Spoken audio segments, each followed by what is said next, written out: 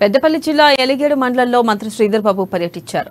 సుల్తాన్పూర్ గ్రామంలోని జిల్లా పరిషత్ ఉన్నత పాఠశాల ఆవరణలో ఏర్పాటు చేసిన కిచెన్ గార్డెన్ ను Peddapalli MLA Chinthakunta Vijayaramana Rao, MLC T Bhanuprasad రావులతో కలిసి పరిశీలించారు.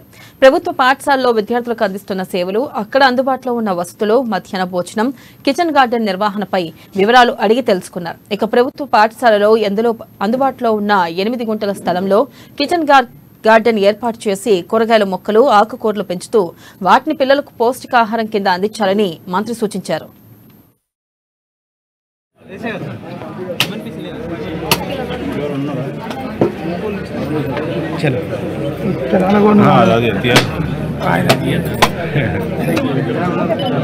చాలా మంది కూడా మేము చెప్తా ఉన్నాం, ఈ ప్రభుత్వం ఖచ్చితంగా కట్టుబడి ఉంది.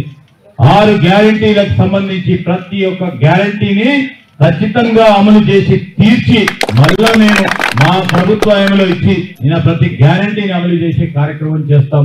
నేను ప్రజలందరినీ కూడా కోరుతా ఉన్నా, మీరందరూ కూడా అధైర్యపడకూడదు. కొంతమంది విమర్శల ద్వారా, కొంతమంది అనుమానాల ద్వారా ఈ రోజు మీకు కలిగించిన ఒక నమ్మకాన్ని నీరుగార్చే ప్రయత్న భాగంలో ముందుకు నడుస్తా ఉన్న తరుణంలో నేను మీ అందరినీ కోరుతా ఉన్నా, మంచి ఆలోచనలు ఇవ్వండి.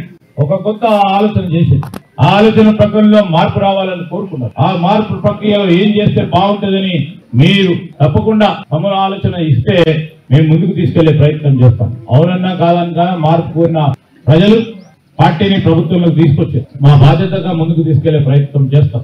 ఎక్కడ కూడా వెనుకాడు.